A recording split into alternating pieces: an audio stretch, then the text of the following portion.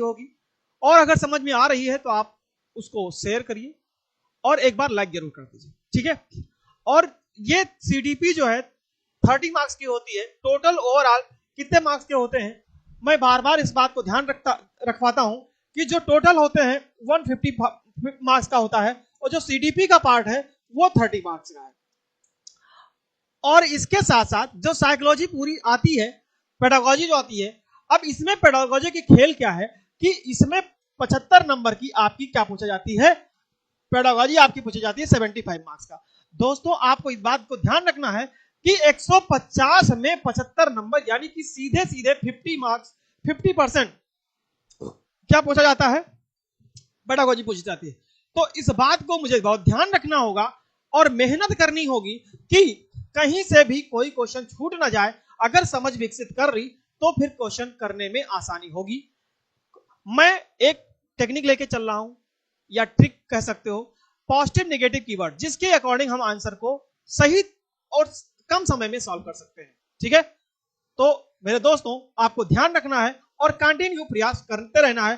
जैसे एक motivation quote के साथ स्टार्ट करते हैं, आज मुश्किल है कल थोड़ा बेहतर होगा, आज मुश्किल है कल थोड़ा बेहतर होगा। और ये सभी के लिए है, ये सभी के लिए ध्यान रखना है कि ये नहीं है आज मुश्किल का दौर हो सकता है कल ऐसा रहेगा, ये कोई जरूरी नहीं है। क्योंकि अगर हम लोग मेहनत करते रहेंगे तो दिन बदलेंगे, परिवर्तन होगा और यह परिवर्तन निश्चित है जरूर होगा। बस उम्मीद मत छोड़ना मेरे दोस्त, भविष्य जरूर बेहतर होगा यानी बेहतरीन होगा, ठीक है। तो हम लोग स्टार्ट करते हैं, क्वेश्चन को चलते हैं। क्वेश्चन क्या है, मैंने कुछ क्वेश्चन यहां से करवा दिए थे और इसके आगे मुझे कुछ क्वेश्चन करवाना था। यहां पे ये मैं लास्ट क्वेश्चन था आंशिक पुनर्बलन का, तो ये मैंने करवा दिया था। अगला क्वेश्चन है, अब बिना देरी के स्टार्ट करते हैं। अगला क्वेश्चन है 13 नंबर, क्योंकि उसी के बाद मैंने स्टार्ट किया था। एक सशक्त विद्यालय अपने शिक्षकों में निम्नलिखित योग्यताओं में से किसे सर्वाधिक बढ़ावा देता है। यह बात बहुत इंपॉर्टेंट और बहुत समझने वाली है कि एक मान लो विद्यालय है तो जो शिक्षक होता है किस चीज को बढ़ावा देगा, बच्चों में, ताकि बच्चों में जो है वो जिज्ञासा उत्पन्न हो, वो समझ विकसित हो या उसमें इतना अट्रैक्शन हो कि वो उससे मतलब पार्टिसिपेट करने में खुद से कहे कि सर मुझे ये काम करना है, ये पढ़ाई करनी है, ये खेल खेलना है। तो ये अगर बच्चों में खुद से उत्पन्न हो जाएगा तो समझ लीजिए कि पढ़ाई सार्थक हो रही है, ठीक है। आइए, एक सशक्त विद्यालय अपने शिक्षकों को में निम्नलिखित योग्यताओं में से किसे सर्वाधिक बढ़ावा देगा। किसको बढ़ावा देगा, अनुशासित स्वभाव, ठीक है, प्रतिस्पर्धात्मक अभिवृत्ति, परीक्षण करने की प्रवृत्ति या स्मृति। आपको बात थोड़ा सा ध्यान रखना है, स्मृति का मतलब क्या होता है। स्मृति का मतलब क्या होता है मेरे दोस्त, स्मृति का मतलब होता है याद करना, और जो याद करने का प्रोसेस होता है वो गलत होता है। क्योंकि लर्निंग जो पार्ट आता है, अगर इंग्लिश में लर्निंग आ जाए और हिंदी में याद करने का आ जाए तो उसको हम नेगेटिव कीवर्ड समझते हैं और नेगेटिव कीवर्ड का मतलब वो गलत हो जाएगा। तो इसको तो हम बढ़ावा बिल्कुल नहीं देंगे, क्योंकि हमको बढ़ावा वो देना है जिसमें बच्चे के अंदर क्यूरियोसिटी पैदा हो। तो आपको अनुशासित स्वभाव, ठीक है, अनुशासन जरूरी है, लेकिन बच्चों के साथ ज्यादा अनुशासन करेंगे तो वो फिर परेशान हो जाएंगे, वो नहीं आएंगे, तो इसलिए ये भी नहीं होगा। और सबसे ज्यादा इंपॉर्टेंट पार्ट होगा परीक्षण करने की प्रवृत्ति। ठीक है, परीक्षण करना चाहिए, लेकिन हमने क्या बोला कि सीटेट में ऑप्शंस अप्रोक्सीमेट सही होते हैं, लेकिन मोस्ट प्रोबेबिलिटी कौन सा सही होगा, मोस्ट ज्यादातर कौन सा सही होगा, उसको लगाना होता है मेरे दोस्त। तो आपको ये तो ठीक है, लेकिन सबसे इंपॉर्टेंट है प्रतिस्पर्धात्मक। मान लो हमने 10 बच्चों को एक साथ खड़ा कर दिया, क्या किया, 10 बच्चों को एक साथ खड़ा कर दिया और उसके साथ साथ ये नहीं किया कि ये लड़की ये लड़का है, ठीक है।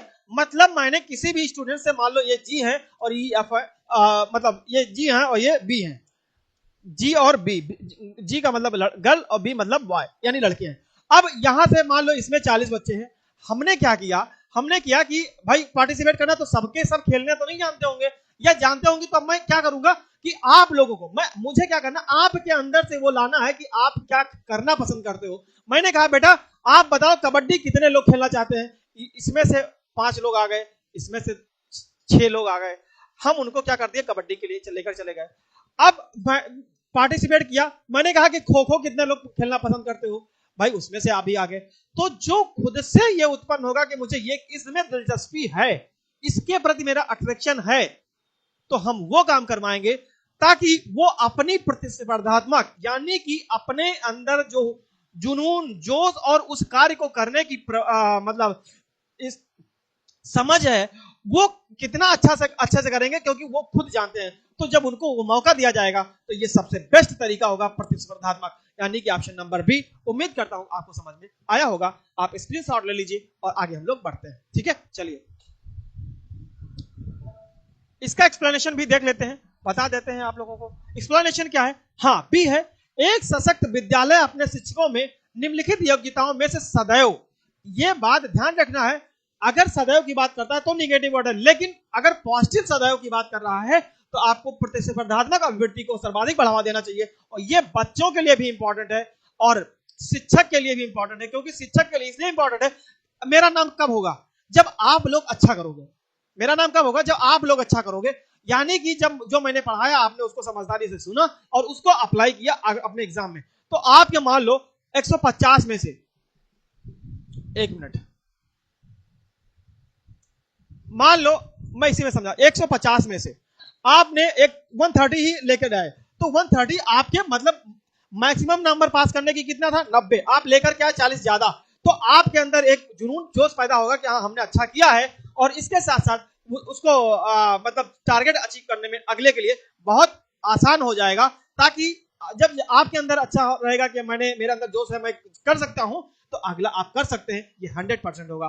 ठीक है, तो उम्मीद करता हूं कि आपको ये भी क्वेश्चन समझ में आया होगा। हम लोग चलते हैं अगले क्वेश्चन पे, और बिना देरी किए हुए थोड़ा सा, हाँ अब सही है, आपसे क्या कह रहा है देखते रहिएगा, ताकि आपको अगर समझ में जरूर नहीं आएगा तो आप कमेंट करिएगा, मैं आपको जरूर बताऊंगा। ठीक है, अगला है, निम्नलिखित में से अंतः विषयी अनुदेशन का सर्वोत्कृष्ट लाभ यह है, क्या है? लाभ है, क्या है?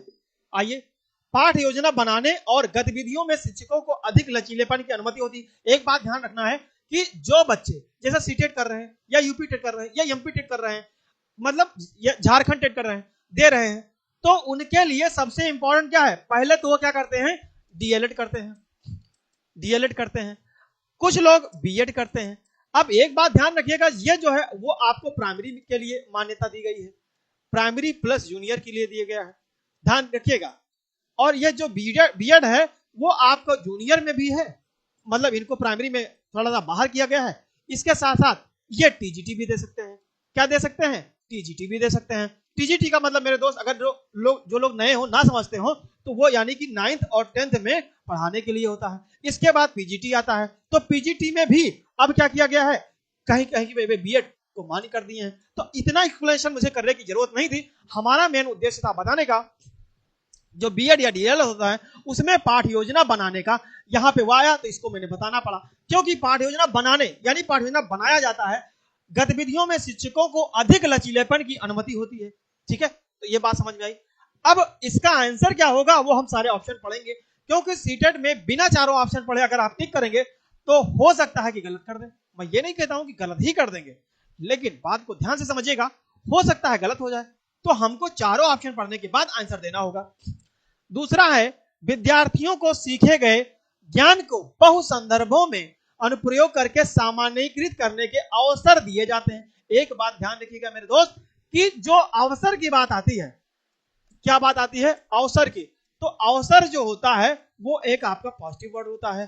अवसर आपको पॉजिटिव, अगर मान लो अवसर किसको दोगे? अगर बच्चा है, अगर बच्चे को हम मौका देंगे कि बेटा आप चलिए, आपको समय दिया जाए, आप करिए, तो वो और खुले माइंड से, मतलब उसको प्रेशर ना दिया जाए, तो क्या वो अपने अंदर जो चीज आता होगा वो आप रिप्रेजेंट करेगा कि नहीं करेगा? करेगा भाई। जब उसको दिया जाएगा करने के लिए, तो मौका दिया जाएगा तो किया जाएगा, करेगा। और यही चीज देखना होता है। तो अवसर वाली जो सेंस आती है, तो वो आपको, और इसके साथ साथ बोला है बहु संदर्भों, ये वर्ड बहुत इंपॉर्टेंट होते हैं, बहु संदर्भों। तो इसको ध्यान रखना है कि कई प्रकार के, मतलब मल्टीपल एग्जाम्पल भी कह सकते हो, एक से अधिक, ताकि बच्चों को समझ में अच्छे से आए। बात समझ में?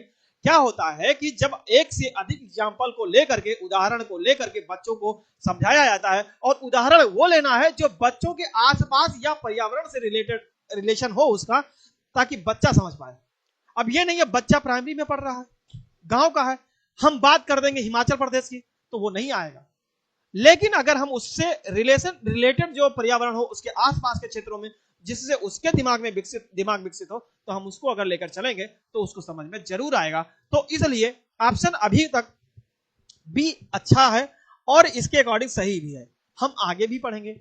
अगला है प्रकरणों की विविधता, जिन्हें परंपरागत पाठ्यचर्या में संबोधित किए जाने की आवश्यकता है, से शिक्षकों के अभिभूत होने की कम संभावना होती है। एक बात और ध्यान रखिएगा भाई, अवसर देना और बहु संदर्भों में, तो ये अवसर ठीक है, बहु संदर्भों दो चीज, मतलब बहुत अलग अलग तरीके से एग्जांपल देकर के, लेकिन यहां पे जो बात की है विविधता, प्रकरणों में विविधता, यानी अलग अलग तरीके से, ये भी एक पॉजिटिव वर्ड है। ठीक है, अब हम अगला भी चलते हैं। अगला है विद्यार्थियों में विभिन्न विषय क्षेत्रों के विशेष प्रकरणों में के प्रति नापसंदगी विकसित होने की कम से कम संभावना होती है। चलिए आप लोग बताइए इसका आंसर क्या हो सकता है और सटीक कौन सा हो सकता है। ठीक है, जरा आप बताइए, और बहुत अच्छे से इसको आप बता सकते हैं, क्योंकि ये नहीं है कि आप इसका बहुत हार्ड आंसर हो। आपको देखना यह है कि जिसमें ज्यादा पॉजिटिविटी होगी वही आंसर सही माना जाएगा मेरे दोस्त। तो आंसर नंबर आपका बी हो जाएगा, क्योंकि अवसर भी दिया जा रहा है, बहुत संदर्भ भी बताया जा रहा है, अलग अलग तरीके से करने के लिए बताया जा रहा है, तो इसका मतलब आपका बी आंसर सही हो जाएगा। ठीक है, आप स्क्रीनशॉट लेना चाहें तो ले लें, फिर उसके बाद हम लोग आगे बढ़ते हैं। उम्मीद करता हूं ले लिए होंगे एक स्क्रीनशॉट, और इसका मैं एक्सप्लेनेशन भी देख लेता हूं मेरे दोस्त। आप ध्यान दीजिए, बी है अंतः विषयी अनुदेशन को सर्वोत्कृष्ट लाभ यह है कि विद्यार्थियों को सीखे गए ज्ञान का बहु संदर्भों का अनुप्रयोग, आपको बहु संदर्भों का अनुप्रयोग करने के सामान्यीकृत करने का अवसर दिया जाता है। ठीक है, तो समझ में आ गया होगा। आगे चलते हैं। अगला क्या कह रहा है, जरा देखते हैं। वह शिक्षार्थी जो समृद्ध ज्ञान और शैक्षणिक दक्षता का हार्दिक इच्छा प्रदर्शित करते हैं, उनके पास क्या होता है, आइए देखते हैं। निष्पादन उपागम अभिविन्यास, निष्पादन परिहार अभिविन्यास, कार्य परिहार अभिविन्यास, या नैपुण्यता अभिविन्यास। तो आपको एक बात ध्यान रखना होगा कि निष्पादन उपागम परिहार और कार्य परिहार, इसमें से कौन सा बेहतर आंसर इसका हो सकता है, आप जरा देखिए और टिक करिए, और नहीं तो फिर मैं तो बताऊंगा ही। ठीक है, आप देख लीजिए, बताइए, फिर उसके बाद में हम लोग आगे चलते हैं इस क्वेश्चन का, और आप एक्सप्लेनेशन भी देख सकते हैं। आपसे कहा गया है, आप अच्छे से इसको पढ़ सकते हैं। आपसे कहा गया, जिन शिक्षार्थी के पास निष्पादन उपागम अभिविन्यास होता है, वह शिक्षार्थी समृद्ध ज्ञान और शैक्षणिक दक्षता की हार्दिक इच्छा प्रदर्शित करते हैं। यानी निष्पादन जो उपागम अभिविन्यास है वो सबसे ज्यादा इंपॉर्टेंट होता है, यानी कि आंसर नंबर आपका ए हो जाएगा, निष्पादन उपागम अभिविन्यास। ठीक है, चलिए हम लोग आगे चलते हैं, और उम्मीद करते हैं कि आपको समझ में जरूर आ रहा होगा। ठीक है, आपको समझ में जरूर आ रहा होगा। पहला क्वेश्चन क्या है, अब देखते हैं। शिक्षक के अलावा सब निम्नलिखित सभी को करते हुए समस्या समाधान को विद्यार्थियों के लिए मजेदार बना सकता है। ठीक है, समस्या समाधानों के लिए मजेदार बना सकता है। क्या बना सकता है? सृजनात्मक चिंतन के लिए असीमित अवसर उपलब्ध कराने। एक बात ध्यान रखना है, आपसे कहा गया है कि अवसर जो वर्ड होता है वो होता तो पॉजिटिव है, लेकिन एक बात ध्यान रखना है कि बात क्या है, असीमित। असीमित का मतलब अनलिमिटेड, तो अनलिमिटेड नहीं होती है कोई चीज। अगर अनलिमिटेड कह दोगे तो फिर ये थोड़ा सा निगेटिव चला जाएगा। हम आगे ऑप्शन भी पढ़ते हैं। और एक बात और है, जो ये वर्ड है क्रिएटिविटी, ये भी पॉजिटिव वर्ड है। ठीक है, तो हम देखते हैं अगला ऑप्शन क्या है। जब विद्यार्थी स्वयं से कोई कार्य करने की कोशिश कर रहे हो तो उनसे परिपूर्णता की अपेक्षा करें। ठीक है, आगे देखते हैं। मुक्त अंत वाली सामग्री उपलब्ध कराने या मुक्त खेल के लिए समय देने। तो आपको यह ध्यान रखना है कि इनमें से कौन सा सबसे बेस्ट ऑप्शन हो सकता है। ये बेस्ट ऑप्शन हो सकता है कि ये तो असीमित वाली बात निगेटिव कर दी, तो इसलिए इसको हम कट कर देंगे। और जब विद्यार्थी स्वयं से, अगर आपको, मैंने कहा कि आप खुलकर बोलिए, जो बोलना है बोलो, आपको आप गलत बोलो सही बोलो, लेकिन आपको कोई कुछ नहीं कहेगा, तो आप अपने आप को रिप्रेजेंट कर सकते हैं कि नहीं कर सकते हैं?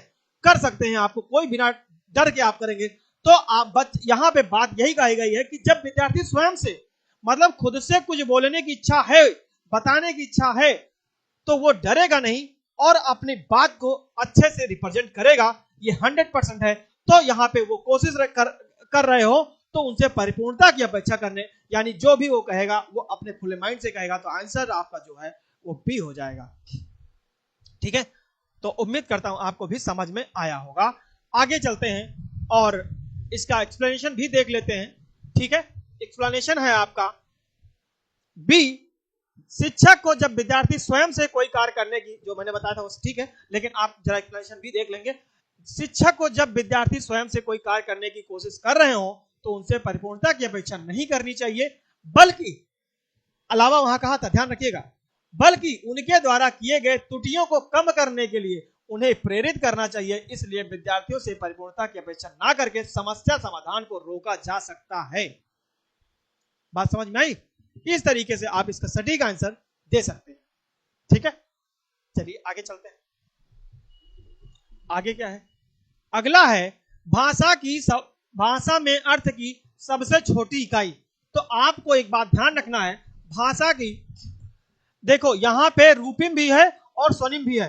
देखो ये वाक्य हो गया, तो ये सबसे छोटी इकाई तो है नहीं, तो ये तो गलत हो जाएगा। संकेत प्रयोगात्मक विज्ञान, ये भी नहीं है। अब आपको क्या करना है, या तो रूपिम लगा सकते हैं या तो स्वनिम लगा सकते हैं। तो अगर आपको भाषा में, बहुत ध्यान से समझिएगा, भाषा में अर्थ की सबसे छोटी इकाई, सबसे जो छोटी इकाई है, आपको क्या बताना है कि स्वनिम होगी। क्या होगी? स्वनिम होगी।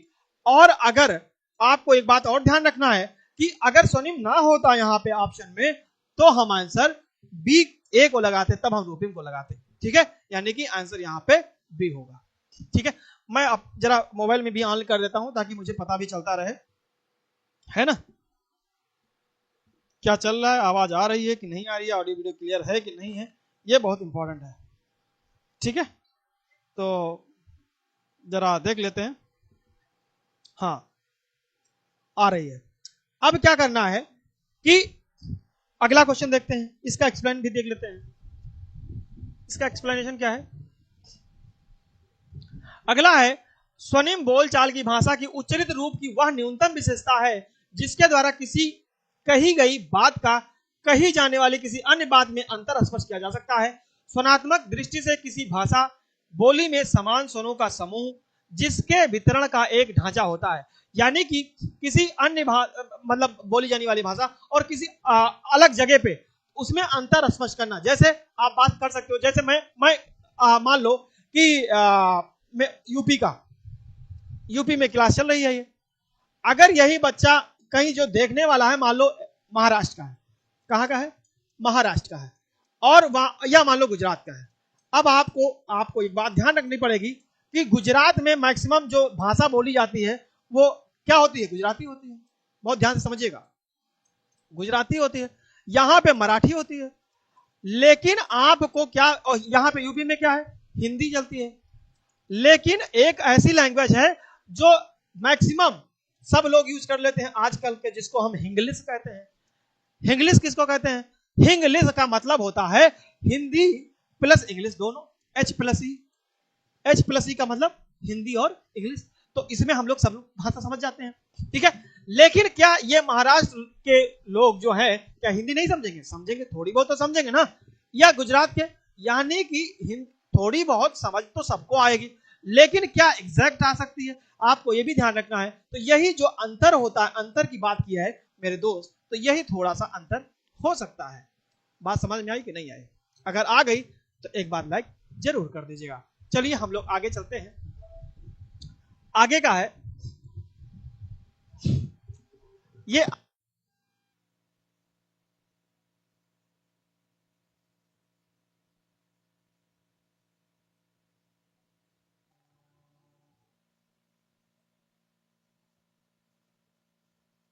रहिए, मुस्कुराते रहिए और बने रहिए आप, क्योंकि लाइफ में अगर आगे बढ़ना है तो चेहरे पे क्या होना चाहिए? मुस्कान जरूर होनी चाहिए। अगर आपके चेहरे पे मुस्कान है तो जो समस्याएं आती हैं वो खुद ब खुद दूर हो जाएंगे। और सबसे बड़ी बात क्या है, एक बात यहां करते हैं, सबसे बड़ी बात क्या है, दूसरे को जलाने का काम क्या है? जो आपसे जलन करता हो, आपसे जलन करता हो, आप उसके सामने क्या करिए? अपनी मुस्कान बना के रखिए। वो यही सोच के मैं परेशान रहेगा कि आखिर ये इसके चेहरे पे मुस्कान हटती क्यों नहीं, इसके चेहरे पे इतनी समस्या होने के बावजूद इसके चेहरे पे मुस्कुराहट क्या है? आप इसमें जिए ना। लोग क्या सोचते हैं, इससे क्या मतलब है यार? हमें आगे बढ़ना है, हमें आगे कदम बढ़ाना है तो अपने चेहरे पे मुस्कान बना के कर सकते हैं। अगर हम, एक बात ध्यान रखिएगा, और ये यूनिवर्सल ट्रूथ है, सबके लिए है। एक वर्ड आता है हिंदी में, चिंता, और जो हिंदुस्तान नहीं पूरे वर्ल्ड में सबको होती है, लेकिन ये वर्ड इतना निगेटिव है, लेकिन ये वर्ड इतना निगेटिव है कि हिंदी में और गांव की भाषा में क्या कहते हैं? चिंता, चिता। चिता का मतलब अंतिम समय तक पहुंचाने में इसका सबसे अहम योगदान होता है। तो इससे बच कर रहना है, टेंशन लेना नहीं है। जैसे एक कहावत गई है, डायलॉग का बोला गया, टेंशन देना। तो इसलिए आप अपनी चिंता छोड़िए, आगे बढ़िए, और सबसे समय आप खूब चिंतित रहिए, लेकिन किसी और के सामने आप नहीं होइए, खासकर उसके सामने जिससे आप, जो आपसे जलना हो, तो उसके चेहरे पे, उसके सामने जरूर मुस्कुराइए। उसको यह सोचेगा कि आखिर समस्या क्या है, इसको इतनी समस्या, उसके बाद भी जलन होती है, मतलब सॉरी, मुस्कुराहट होती है। तो इस बात को भी ध्यान रखना है। चलिए हम लोग क्वेश्चन पे चलें, क्योंकि ये बहुत जरूरी था। और इसके साथ साथ मेरे दोस्त, इसे इतना भी बहुत इंपॉर्टेंट है, क्योंकि बिना इसके आप इसमें आगे नहीं बढ़ पाएंगे।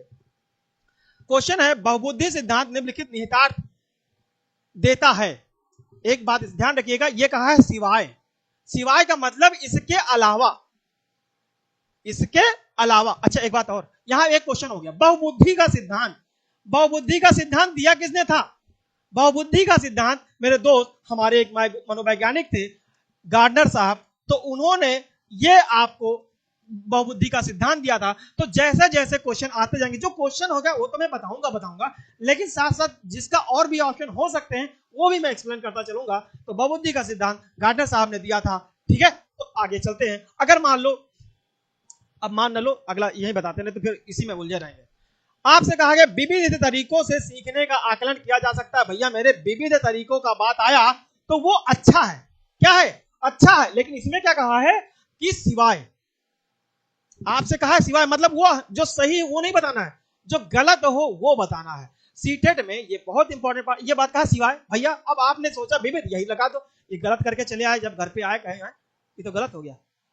अच्छा, ये सिवाय कहा था, अर्थ तरीके, तब सर पे हाँक गया। तो भैया मेरे, ये ध्यान रखना है, ये जो ये वर्ड है, मतलब जो पॉजिटिव है उनको हटाना है, जो गलत है उसको लगाना है। अगला देखिए, संवेगात्मक बुद्धि बुद्धि लब्धि से संबंधित नहीं है। जो संवेगात्मक बुद्धि है, बुद्धि लब्धि से संबंधित है, क्योंकि जो बुद्धि लब्धि होती है, आईक्यू जिसको होता है MA अपान CA, यानी कि मानसिक आयु अपान वास्तविक आयु इंटू 100, तो वो निकालने का तरीका होता है, बुद्धि लब्धि निकालने का तरीका होता है, ठीक है। अगला चलते हैं, बुद्धि प्रक्रमण संक्रियाओं का एक विशिष्ट समुच्चय समाधान के लिए किया जाता है, ठीक है। अगला चलते हैं, विषयों को विभिन्न तरीकों से प्रस्तुत किया जा सकता है। अब आपको बताना है कि इसमें से, चारों में से कौन सा इसके सिवाय सही होगा, ठीक है। जरा लगा, इस पहले स्क्रीनशॉट ले लीजिए, तरीका मैंने समझा दिया, फिर इसका आंसर क्या होगा ये मैं आपको बता देता हूं। पहले आप इसको समझ मतलब स्क्रीनशॉट ले लीजिए, फिर हम चलते हैं, ठीक है। स्क्रीनशॉट ले लिए होंगे। आंसर आपको मैंने क्या कहा, सी हो जाएगा। आप, अच्छा मैंने सी क्यों बताया, क्योंकि ये तो दोनों पॉजिटिव है, ठीक है।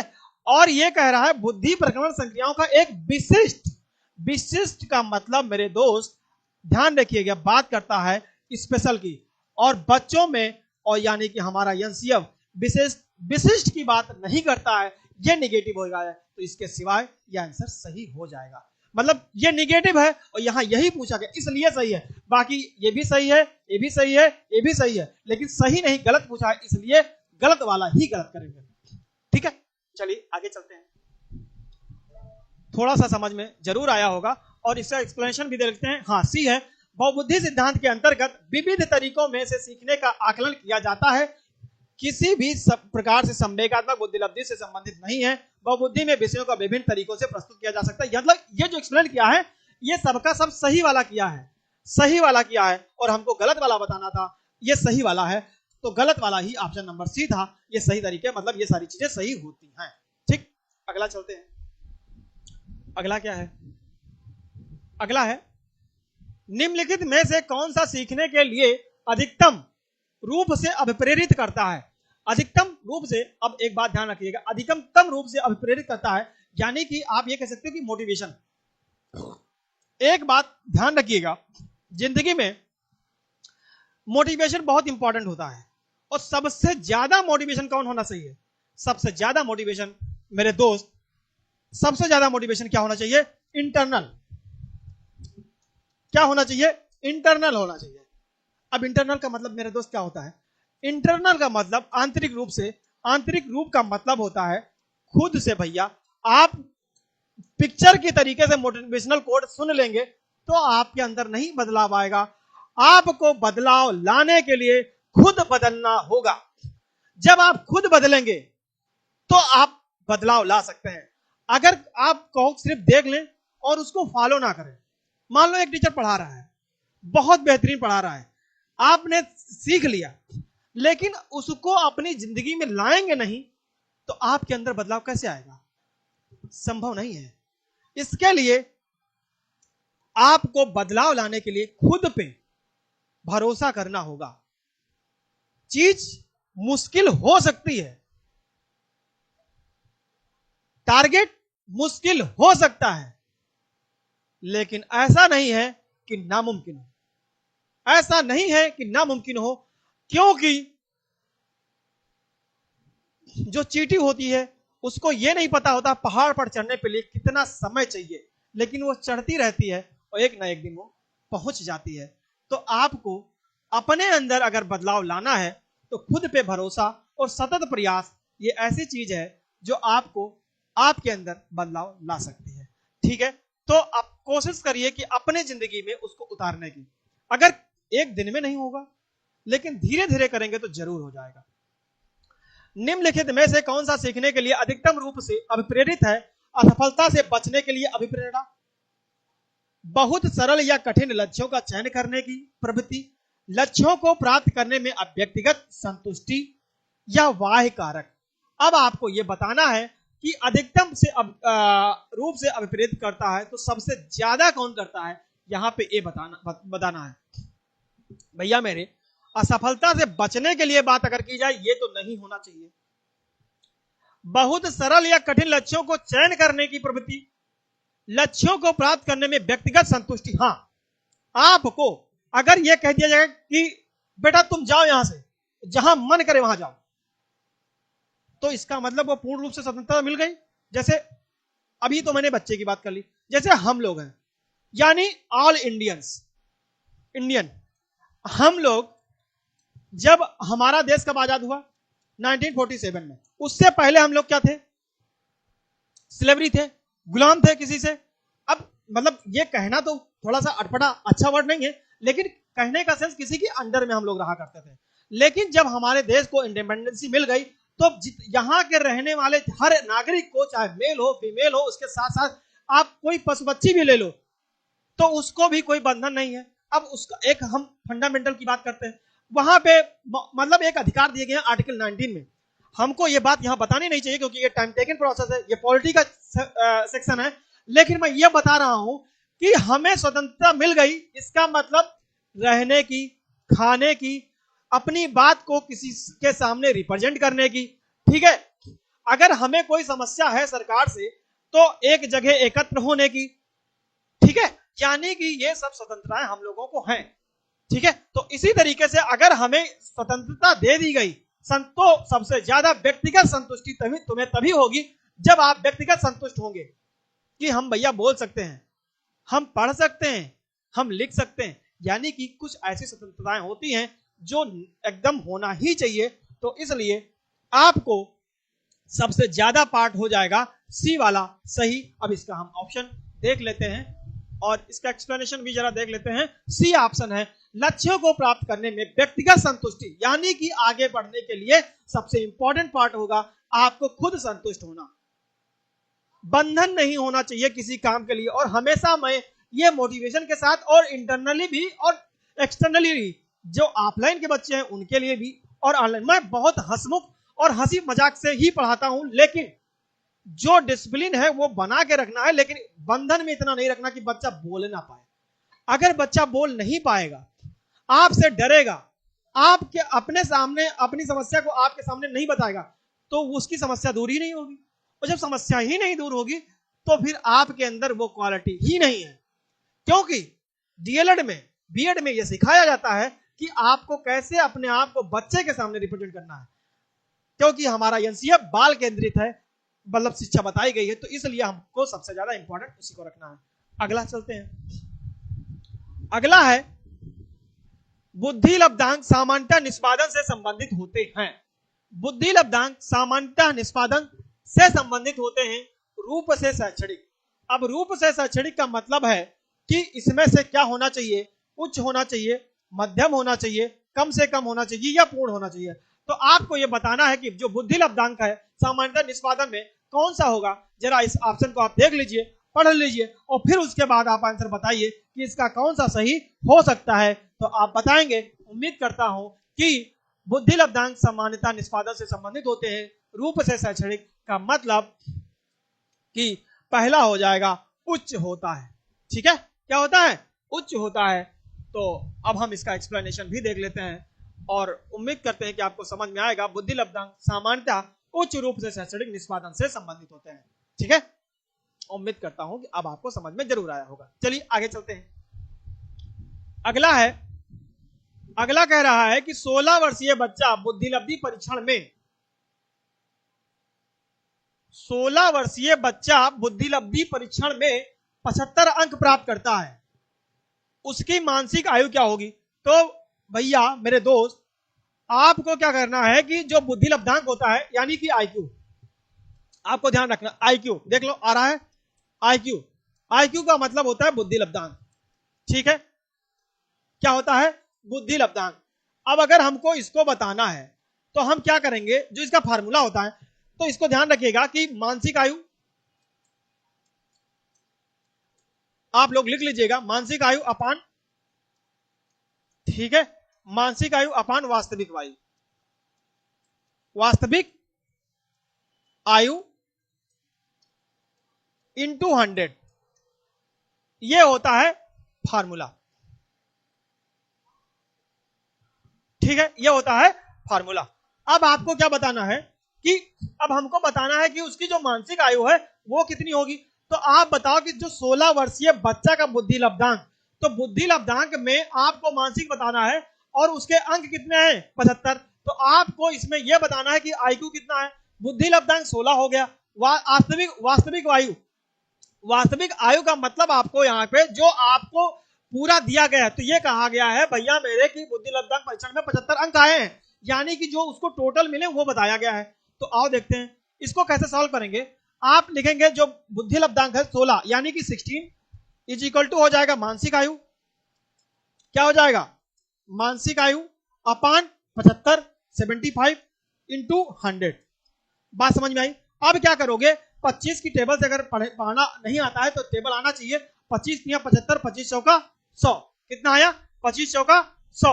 अब आपसे यहाँ पे ये 3 है तो यहाँ 4 है, तो आप मानसिक आयु हम यहाँ लिख दे रहे हैं कि मानसिक आयु जो होगी, बहुत ध्यान से समझिएगा, क्योंकि भैया मेरे यहाँ से क्वेश्चन पूछा जाता है और हर कंपटीशन में सीडीपी में आता है। मानसिक आयु इक्वल टू हो जाएगा, इक्वल टू हो जाएगा, यहाँ नीचे लिख देते हैं क्योंकि वहां जगह नहीं है। तो ये जो 3 था ये डिवाइड में है, तो 3 इस तरफ जाएगा तो मल्टीप्लाई हो जाएगा, तो 16 इंटू 3, और ये मल्टीप्लाई में था इसके, तो ये डिवाइड हो जाएगा 4, तो 4 4 जा 16, तो आएगा 4 इंटू 3 12, तो आपका आंसर हो जाएगा सी 12। ठीक है, बात समझ गए।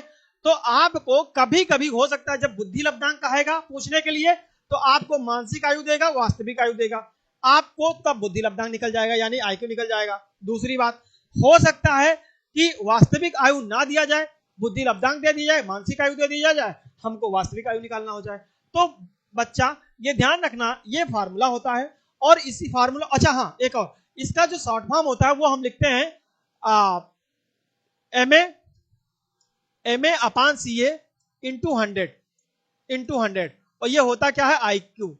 तो ये मतलब आप इसमें भी कह सकते हैं, ठीक है, एम ए अपान सी ए इंटू 100। तो चाहे हम हिंदी में मानसिक आयु अपान वास्तविक आयु इंटू 100 कर दें, या तो हम IQ एम ए अपान सी ए इंटू 100 कर दें, जो आपको समझ में आए आप उसको लगा सकते हैं कि उसमें क्या सही है और क्या गलत है। स्क्रीनशॉट ले लिए होंगे। अब हम आगे चलते हैं, आपको समझ में आ ही गया होगा, देख लीजिए, ठीक है, ये वही किया गया है और 12 वर्ष भी आया है, ठीक। चलिए आगे चलते हैं। अगला है, आपसे कहा गया है विद्यार्थियों के पोर्टफोलियो के लिए सामग्री का चयन करते समय क्या जरूरी होना चाहिए। मतलब जब हम पोर्टफोलियो की लिए जो सामग्री का चयन करते हैं तो उसके लिए जरूरी क्या होना चाहिए, ऐसे हमें ऑप्शन में बताना है कि क्या क्या होना चाहिए। तो आपको ध्यान रखना है अन्य शिक्षकों या समावेशन। देखो समावेशन जो वर्ड आया है वो तो पॉजिटिव है,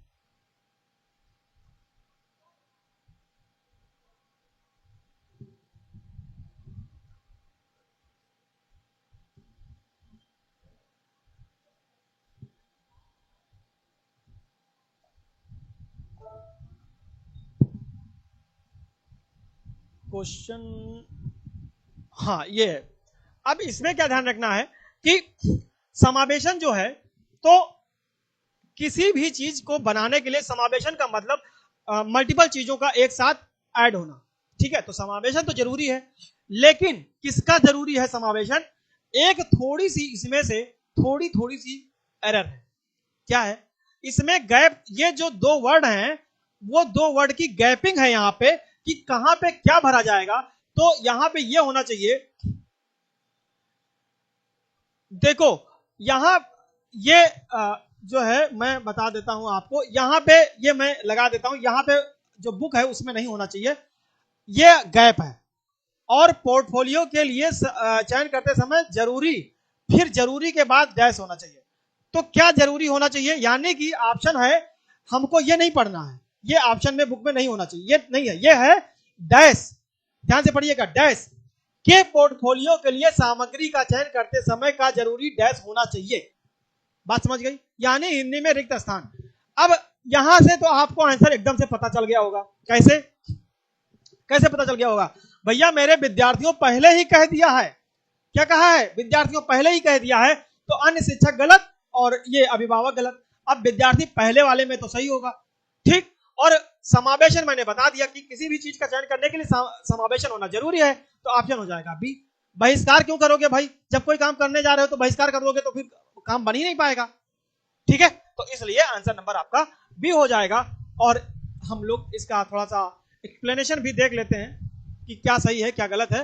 हाँ ये आप देख सकते हैं, विद्यार्थियों के पोर्टफोलियो के लिए सामग्री का चयन करते समय, अब यहाँ पे, अच्छा यहाँ पे गैप होना चाहिए, कहां पे गैप होना चाहिए, यहां पे गैप होना चाहिए, समय करते समय ये गैप विद्यार्थियों का समावेशन मतलब का होना चाहिए और ये दोनों नहीं होने चाहिए। तो आपको मैंने बता दिया, कुल मिला के जो है वो सही है।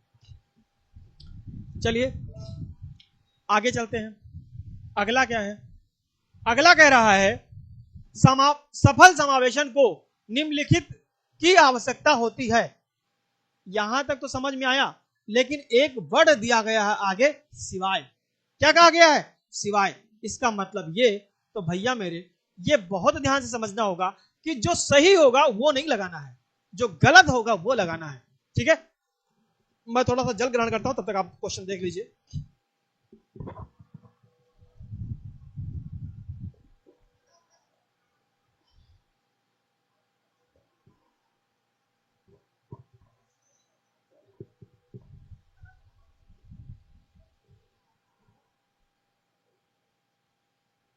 चलिए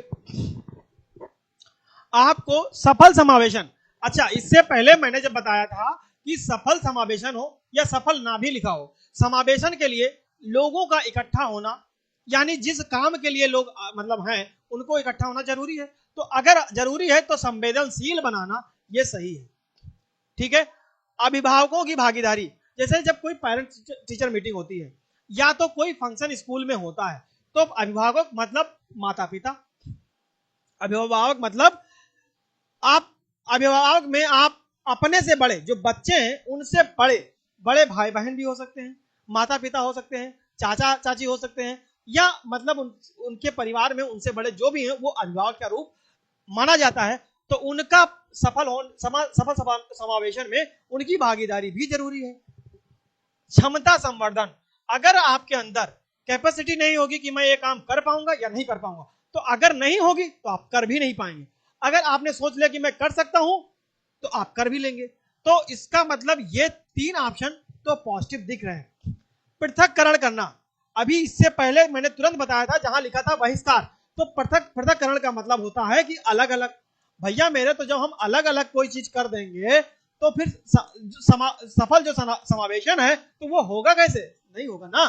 तो इसके सिवा यानी कि आंसर नंबर बी हो जाएगा, और जो ये दो हैं ऑप्शन ये आपके गलत हो जाएंगे। ठीक है, तो आंसर नंबर आपका बी हो जाएगा।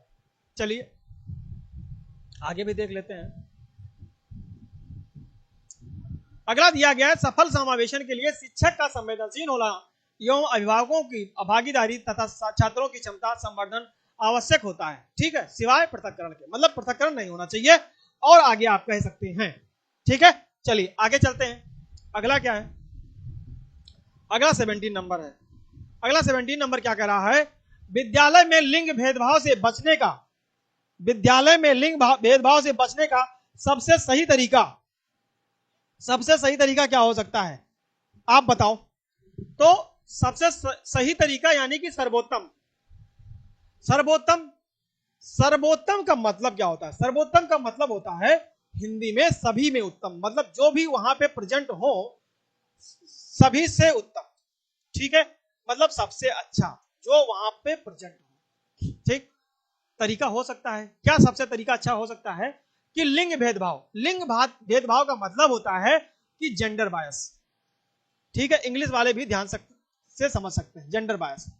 जेंडर बायस का मतलब होता है पक्षपात। ठीक है, यानी कि ये लड़की है, ये लड़का है, ये काम ये नहीं कर सकती, ये काम ये लड़का नहीं कर सकती। जैसे आपने देखा होगा, अक्सर आपने पढ़ा होगा कि कहते हैं कि लड़कियां, इसमें क्वेश्चन भी आएगा, कहता है कहा गया है लड़कियां मैथ में कमजोर होती है, मैथ में कहा गया है कमजोर होती है।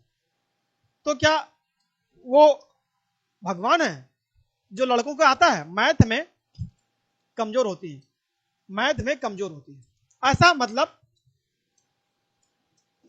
बोला भी जाता है, और ये सत्य क्या है, ये ऐसा होना नहीं चाहिए, मैथ में कमजोर है। या लड़के, लड़के जैसे संगीत वगैरह में लड़कियां ज्यादा पार्टिसिपेट करते हैं, तो ये जेंडर बायस नहीं होना चाहिए। क्या लड़कियां मैथ नहीं पढ़ती हैं, पढ़ती हैं। क्या लड़के संगीत नहीं गाते हैं, गाते हैं। यानी कि हम यहां पे लिंग पक्षपातपूर्णता व्यवहार नहीं करना है, वो भेदभाव की लड़के ये कर सकते हैं लड़कियां ये कर सकती हैं, इन चीजों को लेकर मतलब समावेशन का दोनों में इंक्लूडन होना जरूरी है। शिक्षकों के अधिसंज्ञान द्वारा उनके लिंग पक्षपातपूर्ण व्यवहारों का अधिसंज्ञान। अगला है, पुरुष एवं महिला शिक्षकों को समान संख्या में भर्ती करना। हाँ, सर्वोत्तम तरीका, यहां सिवाय नहीं है, ध्यान रखिएगा। विद्यालय में लिंग भेदभाव को दूर करने के लिए नियम बनाना और कड़ाई से उसका पालन करवाना। देखो एक बात ध्यान रखना है कि हमको अच्छा बनने के लिए, हम अच्छा बने ये सही है, लेकिन उसके लिए कठोर मतलब प्रक्रिया अपनाना ये गलत है। ठीक है, तो आपसे कहा गया है, ये निगेटिव वर्ड आ गया, कड़ाई से उसका पालन और नियम, ये जो दो वर्ड हैं वो सबसे गलत हैं, यानी निगेटिव वर्ड है। और यहां से ये तो 100% है कि ये गलत होगा। और यहां सर्वोत्तम पूछा है, तो अगर यहां सिवाय होता तो हम ये ऑप्शन लगा देते, लेकिन यहां कहा है सबसे अच्छा कौन सा है, तो ये तो पहले गायब हो गया। आगे चलते हैं। संगीत प्रतियोगिता के लिए लड़कियों की अपेक्षा अधिक लड़कों का चयन करना। अच्छा देखो, जेंडर बास की बात आ गई। किसी भी काम के लिए किसी एक को हम बात नहीं कह सकते हैं कि लड़के, यहां पे कहा गया लड़कियों की अपेक्षा अधिक, यानी लड़के संगीत में ज्यादा पार्टिसिपेट करते हैं। अगर हम ऐसे शब्दों का इस्तेमाल करेंगे तो एक पक्षपात हो जाएगा कि लड़के ये कर सकते हैं, लड़कियां नहीं कर सकते। तो भैया मेरे ये भी सर्वोत्तम तरीका नहीं है, क्योंकि मैंने लड़कियों को और लड़कों को एग्जाम्पल लेकर के बता दिया था। अब हमारे पास ऑप्शन बचे दो, कौन कौन से? शिक्षकों के अधिसंज्ञान द्वारा उनके लिंग पक्षपात व्यवहारों का अधिसंज्ञान, और दूसरा पुरुष एवं महिला शिक्षकों को समान संख्या में भर्ती कराना। भैया मेरे, अगर आपने कहा सभी लोगों को बराबर इच्छा, मतलब चाहे लड़के हो चाहे लड़कियां, सबको समान तरीके से व्यवहार किया जाएगा और सभी को समान रूप से आपसे क्या कहा गया, भर्ती किया जाएगा, ठीक है। तो अगर समान आ गया तो इक्वलिटी की भावना आ गई, इक्वलिटी की भावना आ गई, और जब इक्वलिटी की भावना आ गई तो फिर वो पक्षपात भाव लिंग को लेकर के जो कहा गया था वो नहीं होगा। तो इसका मतलब है कि सबसे सर्वोत्तम जो तरीका होगा वो मेरे दोस्त बी ही होगा, क्योंकि यहां पे कोई जेंडर बायस की बात नहीं कर रहा है। ये नहीं कह रहा है कि 40% लड़कियों की भर्ती होगी या 60% लड़कों की होगी। तो अगर ऐसा नहीं है, समानता की बात किया है, तो सबसे बेस्ट तरीका और सबसे बेस्ट ऑप्शन बी होना चाहिए, ठीक है। चलते हैं, इसका देख लेते हैं।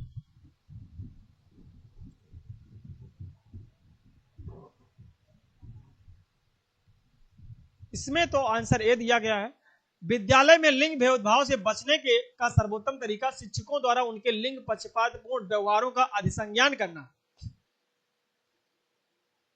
देखो, दोनों ऑप्शन मैंने बताए थे, दोनों में से दो सही है, क्योंकि इसमें पॉजिटिव ज्यादा कौन सीटेड मानता है, सही वो है। लेकिन सीटेड ने क्या माना है, पहले वाले को माना है कि विद्यालय में लिंग भेदभाव से बचने का सर्वोत्तम तरीका शिक्षकों द्वारा, शिक्षकों द्वारा का मतलब जो पढ़ा रहा है शिक्षक, टीचर, चाहे वो मेल हो या फिर फीमेल, उनके लिंग पक्षपात पूर्ण, अरे यार तुम इधर आओ, उनके लिंग पक्षपात पूर्ण के व्यवहार का अधिसंज्ञान करना। इसका मतलब ये कहना चाहता है, ये इस बेसिस पे सही किया है कि जो टीचर पढ़ा रहा है, चाहे वो मेल हो या फीमेल, वो जो बच्चों को पढ़ा रही है वो जो है समान व्यवहार कर रही है। अधिसंज्ञान का मतलब यहाँ पे सबको बराबर उससे पढ़ा रही है, वो कोई हस्तक्षेप मतलब नहीं कर रही कि हाँ ये लड़का अच्छा पढ़ने में है या लड़की अच्छे पढ़ने में है, ठीक है। इस बिहाफ पे इन्होंने पहले वाले को सही किया है। लेकिन आपसे मैं फिर से बता देता हूं कि सीटेट में 4 में से 2-3 ऑप्शन सही होते हैं। आपको मोस्ट प्रोबेबिलिटी दिखाना है कि जो सबसे ज्यादा तरीका सही होगा उस पे लगाना होगा, ठीक है, सबसे बेहतर। तो ये बात ध्यान रखना है, ठीक है। चलिए आगे चलते हैं। अगला है नेक्स्ट 25 नंबर। यह क्या कहा है कि यह शैक्षणिक क्षेत्रों में निष्पादन के आधार पर शैक्षणिक क्षेत्रों में निष्पादन के स्तर को बढ़ाने का औचित्य स्थापन किस आधार पर किया जा सकता है, ठीक। यह हाथ से किए जाने वाले श्रम के प्रति सम्मान विकसित करता है, यह व्यक्तिगत भिन्नताओं को संतुष्ट करता है, यह हाशियाकृत विद्यार्थियों के लिए प्रतिपूरक भेदभाव की नीति का अनुगमन करता है, यह सार्वभौमिक धारण को सुनिश्चित करता है। अब आप लोग इसका आंसर बताएं कि कौन सा सही, सटीक और सबसे बेस्ट होगा, ऐसा कौन सा हो सकता है।